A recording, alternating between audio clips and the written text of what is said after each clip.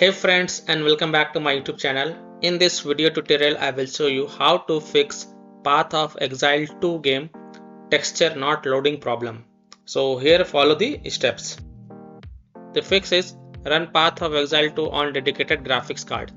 So in Windows search type graphics settings and open it, and then click on add desktop app, and then go to the game installation folder of Path of Exile 2.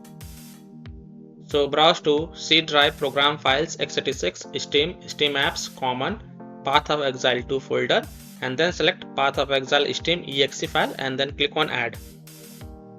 After adding it, expand it, and next to GPU preference select the high performance.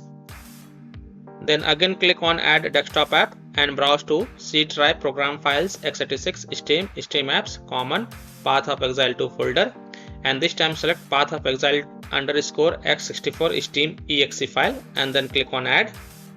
And after adding it, expand the Path of Exile _x64 Steam, and next to GPU preference select high performance, and then you can relaunch the game and check if your problem is solved or not. So I hope by following this fix you can easily solve texture not loading problem in Path of Exile 2 game. So that's all for this video.